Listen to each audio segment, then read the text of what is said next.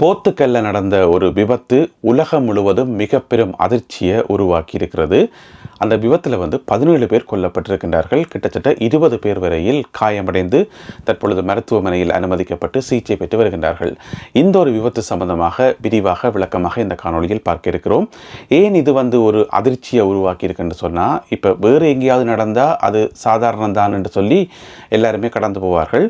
ஆனால் இந்த ஐரோப்பிய நாடுகளில் இப்படியான விபத்துக்கள் நடக்கும்போது அது ஒரு பரபரப்பான செய்தியாக மாறுது. ஏனென்று சொன்னால், பொதுவாக ஐரோப்பிய நாடுகள் அல்லது மேற்கத்திய நாடுகள் பாதுகாப்புக்கு முன்னுரிமை கொடுக்கின்ற நாடுகள். இங்கே இந்த மாதிரியான விபத்துக்கள் நடக்கிறது மிக மிக அரிதாத்தான் இருக்கும்.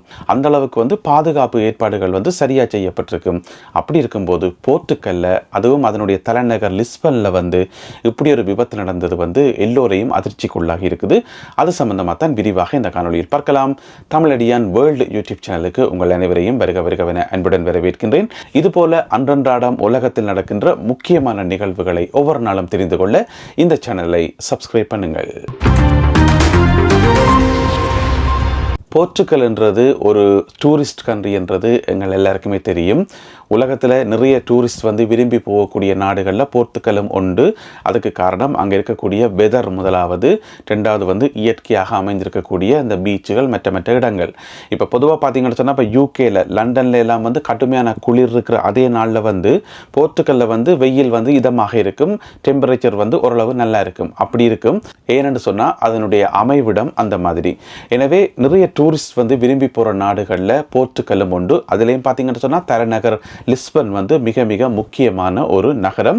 ஒப்பீட்டளவில் விலையும் அங்கே குறைவென்று சொல்லணும். அதாவது எல்லாமே சீப்பாக கிடைக்கும் என்று சொல்லலாம். இப்போ சுவிஸோட ஒப்படைக்குள்ள, யூகேயோட ஒப்படைக்குள்ள எப்போவுமே போர்ச்சுகல்ல விலைகள் குறைவாக இருக்கும். இது ஒரு பொதுவான அவதானிப்பு. இப்படியான ஒரு நாட்டில், இப்படியான ஒரு பாதுகாப்பான நாட்டில் நேற்று 3ஆம் திகதி மாலை 6 மணி போல நடந்த ஒரு விபத்து உலகத்தையே அதிர்ச்சிக்கு உள்ளாக்கி இருக்குது. என்னென்னு சொன்னால், உங்களுக்கு தெரியும், இந்த ஃபியூனிகுலர் என்று சொல்லி அது ஒரு ட்ரெயின் தான். ஒரு ட்ரெயின் மாதிரி இருக்கும். ட்ரெயின் என்று சொன்னால் இப்போ சாதாரண ட்ரெயின் மாதிரி நீளமான நிறைய பெட்டிகள் கொண்ட அந்த ட்ரெயின் இல்லை. இது செங்குத்தான பாதையில் போகக்கூடிய ட்ரெயினுகள். அதாவது குறிப்பாக மலையேறதுக்கு பயன்படுத்தப்படுறது. மலை உச்சியில் ஏதாவது ஒரு விளையாட்டு திடலோ அல்லது ஒரு கோயிலோ அல்லது ஏதாவது ஒரு முக்கியமான டூரிஸ்ட் அட்ராக்ஷன் ஒன்று அங்கே இருக்கும். அதுக்கு டூரிஸ்ட் போகிறதுக்கு பயன்படுத்துறது தான் இந்த ஃபியூனிகுலர் என்று சொல்கிறது. பெரும்பாலும் ஒரு பெட்டி அல்லது 2 பெட்டி இருக்கும். பெரும்பாலும் ஒரு பெட்டி தான் இருக்கும். ஒரு கேபிளால் இயக்கப்படும். அதாவது கீழே இருந்து மேலே வரைக்கும் கேபிளால் இழுக்கப்படும். நீங்கள் அந்த ஃபியூனிகுலரில் போயினீங்கன்னு சொன்னால், அதுக்குள்ளே ஏறி இருந்தால் பிறகு டோர் எல்லாம் லாக் பண்ண பிறகு இப்படியே செங்குத்தாவே போகும். போயிட்டு உச்சிக்கு போய்க்குள்ளே பார்த்தீங்கன்னு சொன்னால், முன்னுக்கு அந்த கேபிளை நீங்கள் பார்க்கக்கூடிய மாதிரி இருக்கும். உங்களை இழுத்து கொண்டு போகிற அந்த கேபிளை நீங்கள் பார்க்கக்கூடிய மாதிரி இருக்கும். அந்த கேபிள் அங்கே போய் முடியக்குள்ளே நீங்கள் அந்த உச்சிக்கு போன பிறகு அந்த பெட்டி ஒரு ராட்டினம் மாதிரி ஒன்று இருக்கும். அதில் அந்த கேபிள் சுத்தப்பட்டு கொண்டே இருக்கும். அதை நீங்கள் கண்ணால் பார்க்கக்கூடிய மாதிரி இருக்கும். பெரும்பாலும் அதை வெளியே தான் வச்சிருப்பாங்க. அதே நேரம் பார்த்தீங்கன்னு சொன்னால் அங்கே ஒரு ஆப்ரேட்டர் இருப்பார். அதே நேரம் உங்களுடைய ஃபியூனிகுலரில் இன்னும் ஒரு ஆப்ரேட்டர் இருப்பார். அதில் இருக்கிற பட்டனை ப்ரெஸ் பண்ணோன்னா தண்டை பாட்டில் போகும். இதுதான் அந்த பேசிக்காக அந்த ஃபியூனிகுலருக்குரிய அந்த செட்டப். நீங்கள் ஃபியூனிகுலரில் போயிருப்பீங்கள். எனவே உங்களுடைய அனுபவங்களை நீங்கள் கீழே கமெண்ட்ஸில் போடலாம். நீங்கள் ஒரு கேபிள் கார்லேயோ அல்லது ஃபியூனிகுலர்லேயோ போயிருந்தால் உங்களுடைய அனுபவங்களை கீழே எழுதலாம். சரி, இப்படி நிறைய டூரிஸ்ட் சாதாரணமாக போயிட்டு வரக்கூடிய ஒரு ஃபியூனிகுலரில் நேற்று நடந்த விபத்து 17 பேருடைய உயிரை இதுவரை பலி எடுத்திருக்கிறது. என்ன நடந்திருக்குன்னு சொன்னால், போர்த்துகலினுடைய தலைநகர் லிஸ்பனில் இருக்கக்கூடிய குளோரியா ஃபியூனிகுலர் என்றது ஒரு உலக புகழ் பெற்ற ஒரு ஃபியூனிகுலர். அங்கே போகிற டூரிஸ்ட் அதில் ஏறாமல் வர்றதே இல்லை என்று சொல்லக்கூடிய அளவுக்கு மிகவும் பிரபலமானது. இப்படித்தான் நேற்று பின்னேரம் 6 மணி போல, உள்ளூர் நேரம் மாலை 6 மணி போல ஒரு ஃபியூனிகுலர் வண்டி மலை நோக்கி போய்கொண்டிருக்கக்குள்ள இருந்தா போல திடீரென்று கேபிள் லூஸ் ஆகுது. கேபிள் லூஸ் ஆனோன்னா கண்ட்ரோலை இழந்து என்ன செய்யுதுன்னு சொன்னால், அந்த உயரத்திலேருந்து மிக வேகமாக அந்த ஃபியூனிகுலர் தரை நோக்கி வந்துருக்குது. அப்போ உள்ளுக்கு இருக்கிறாக்கள் எல்லாம் பயந்து கத்தி, அவர்களுக்கு தெரியும் என்ன நடக்க போகுதுன்னு சொல்லி. ஏன்னு சொன்னால் காப்பாற்றுறதுக்கு எந்த வழியும் இல்லை, பிரேக் எல்லாம் பிடிக்க முடியாது. எல்லாமே அந்த ஒரு கேபிளில், ஒற்ற கேபிளில் தான் அது தங்கி இருக்குது. எனவே பிரேக் பிடிக்கிறதுக்கோ தடுத்து நிறுத்தத்துக்கோ எந்த ஒரு வாய்ப்பும் இல்லை. எனவே அவர்களுக்கு தெரியுது அடுத்த கட்டமாக என்ன நடக்க போகுதுன்னு சொல்லி. அதுதான் கொடுமையிலும் கொடுமைன்றது அதுதான்.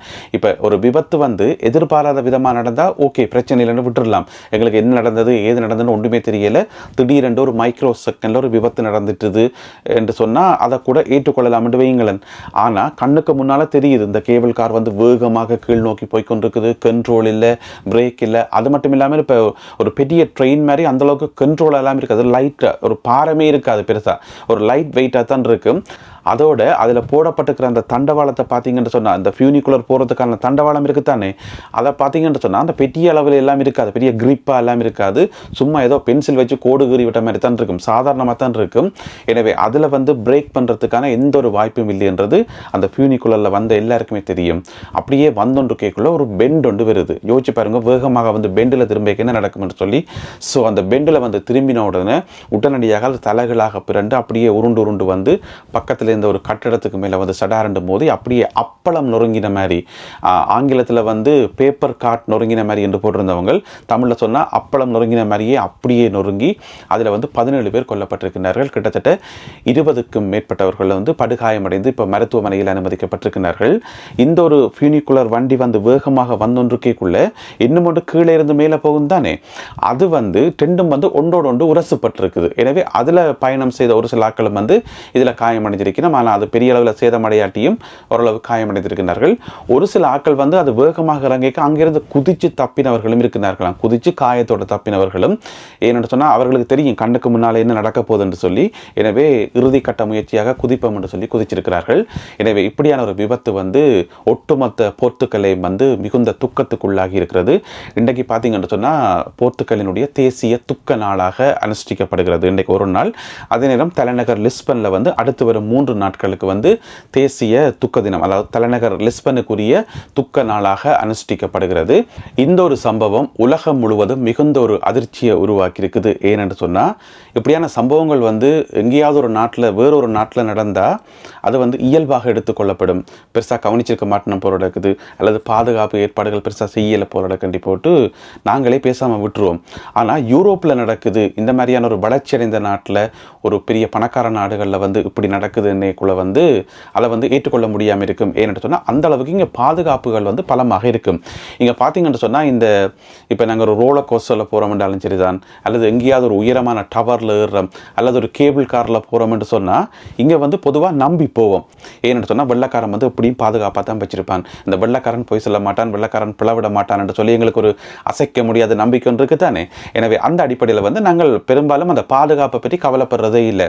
இப்போ நீங்கள் ஈஃபில் டவரில் அதனுடைய டொப்புக்கு ஏறினீங்கன்னு சொன்னால் உதாரணத்துக்கு அவ்வளோ ஒரு பயங்கரமாக இருக்கும், வெட்டி பார்த்தீங்கன்னா கீழே. ஏனெண்டா அங்கே தாங்கிறதுக்கு பிடிக்கிறதுக்கு எந்த விதமான பிடிமானமும் இல்லை, கீழே இருந்து அப்படியே ஒடுங்கி ஒடுங்கி ஒடுங்கி ஒரு கூறா மேலே போகும், அப்படியே படிப்படியாக மேலே போக போக போக அப்படியே ஒடுங்கி கொண்டு தான் போகும், ஒடுங்கி ஏதோ முறிஞ்சு கீழே விழுந்துற மாதிரி இருக்கும், பயங்கரமாக இருக்கும். அதோட காத்தடிக்கைக்குள்ளே வந்து லைட்டாக ஆடவும் செய்யும், அவ்வளோ பயங்கரமாக இருக்கும். ஆனால் அந்த உச்சிலேயும் வந்து இந்த டிவியினுடைய அந்த ஆண்டனாக்கள், ரேடியோ டிவி ஆண்டனாக்கள் எல்லாம் பொருத்தப்பட்டிருக்கும். அதுக்குள்ளே பார்த்தா ஒரு ரூம் இருக்கும், அதுக்குள்ளே சிலைகள் வச்சிருப்பினோம், அதில் ஒரு சின்ன பார் வேறு வச்சுருப்பாங்க, அதில் போயிட்டு நீங்கள் ஏதாவது விரும்பினா வாங்கி குடிக்கலாம் என்று சொல்லி. எனவே அதெல்லாம் நிற்க பயங்கரமாக இருக்கும். ஆனால் அப்படியான இடங்களில் நாங்கள் எப்படி ஏறுறோம் என்று சொன்னால் இந்த இவியல் மேலே வச்சுக்கிற நம்பிக்கை தான். அதாவது இந்த ஐரோப்பியர்கள் வெள்ளைக்காரர் வந்து பிளவிட மாட்டினோம், எப்போவுமே வந்து எல்லாத்தையும் குவாலிட்டி செக்கிங்கில் வந்து சரியான பெர்ஃபெக்டாக இருப்பினோம் என்ற ஒரு நம்பிக்கை தான். சொன்னபடியே பார்த்தீங்கன்னு சொன்னால் விபத்துக்கள் நடக்கிறது வந்து சரியான குறைவு தான் இங்கே. ஆனால் அப்படி இருக்கும்போது இப்படி ஒரு விபத்து நடந்தது வந்து இந்த லிஸ்பன் இந்த குளோரியா ஃபியூனிகுலர் இருக்குது தானே, இங்கே பார்த்தீங்கன்னு சொன்னால் ஒவ்வொரு கிழமையும் ஒவ்வொரு மாதமும் வந்து இந்த இன்ஸ்பெக்ஷன் நடந்து கொண்டே இருக்குமாம், அந்த குவாலிட்டி செக். அந்த ட்ரெயின் பெட்டிகள் வந்து நல்லா இருக்கா, அந்த கேபிள் வந்து சரியாக இருக்கா, அதில் வந்து சரியாக க்ரீஸ் பூசப்பட்டிருக்கா, அந்த போல்டுகள் நட்டுகள் எல்லாம் வந்து ஒழுங்காக இருக்கான்னு சொல்லி இந்த மாதிரி பேசிக்கான குவாலிட்டி செக் வந்து ஒவ்வொரு கிழமையும் பிறகு ஒவ்வொரு மாதமும் வேறு வேறு தரப்பால் வந்து செய்யப்படும் என்று சொல்லி சொல்லப்படுது. பொதுவாகவே எல்லா டூரிஸ்ட் அட்ராக்ஷன்லையும் இருக்கக்கூடிய இந்த மாதிரியான ஆபத்தான டேஞ்சரான விஷயங்கள் எல்லாமே வந்து குவாலிட்டி செக்ன்றது ஹை லெவலில் இருக்கும். அப்படி இருந்தும் கூட நேற்று இந்த விபத்து நடந்ததுன்றது உண்மையிலேயே அதிர்ச்சியாக தான் இருக்குது. இனி நம்பி ஒரு இடத்துக்கு போகலாமான்றது ஒரு கேள்விக்குறியாகவே இருக்குது. இனி போகக்குள்ள பயமாக வர இருக்கும். இப்போ விமானத்தில் வந்து நாங்கள் எப்படி போகிறோம், நம்பித்தான் போகிறோம், விமானத்துக்கு எதுவுமே நடக்காது, எல்லாமே பத்திரமா இருக்கும், எல்லா விதமான செக்கிங்கும் நடந்திருக்கும் என்று சொல்லி நம்பிக்கையில் தான் போகிறோம். ஆனால் எங்கேயாவது ஒரு விமான விபத்து நடந்தால் பிறகு எங்களை அறியாமலே ஒரு பயமாக இருக்கும். அந்த விமான விபத்து, அந்த செய்திகள், நாங்கள் பார்த்த படங்கள், வீடியோக்கள் எல்லாம் வந்து நாங்கள் விமானத்தில் ஏறி சீட்டு பெல்ட்டை போடும்போது எங்களை அறியாமலே ஞாபகத்துக்கு வந்து துளைக்கும். நாங்கள் மறக்கணும்னு நினைச்சாலுமே அது மறக்காது, ஏன்னு சொன்னால் ஞாபகத்துக்கு வரும். ஆனால் ஆனாலும் அதை எல்லாத்தையும் தாண்டித்தான் நாங்கள் பயணம் செய்ய வேண்டியிருக்குது. அதிலேயே ஸ்டக் ஆகி நிற்க முடியாது. எனவே இந்த காணொலியை பார்த்து கொண்டிருக்கக்கூடிய உங்கள்கிட்ட ஒரு கேள்வி, நீங்கள் இந்த மாதிரியான ஃபியூனிகுலர்லேயோ அல்லது கேபிள் கார்லேயோ அல்லது ஏதாவது ஒரு ரைட்ஸ்லேயோ அல்லது ஏதாவது ஒரு டவரில் ஏறி இருப்பீங்க. இந்த மாதிரி உங்களோட வாழ்க்கையில் ஒரு வித்தியாசமான அனுபவத்தை தரக்கூடிய மாதிரியான ஒரு டூரிஸ்ட் பிளேஸுக்கு நீங்கள் போயிருப்பீங்க கட்டாயம். எனவே உங்களுடைய அனுபவங்கள் என்ன? நீங்கள் அந்த டைமில் வந்து பயத்தை உணர்ந்தீங்களா அல்லது உங்களுக்கு ஒரு த்ரில்லிங்காக இருந்துச்சுதா, என்ன ஏதுன்றதை பற்றி உங்களுடைய கருத்துக்கள் என்ன என்பதை மறக்காமல் கீழே எழுதுங்கள். போர்த்துகலில் நேற்று உயிரிழந்த அனைவருடைய ஆத்மாக்களும் சாந்தி அடையட்டும். மீண்டும் மற்றும் ஒரு காணொளியில் உங்களை சந்திக்கின்றேன். அதுவரை நன்றி, வணக்கம்.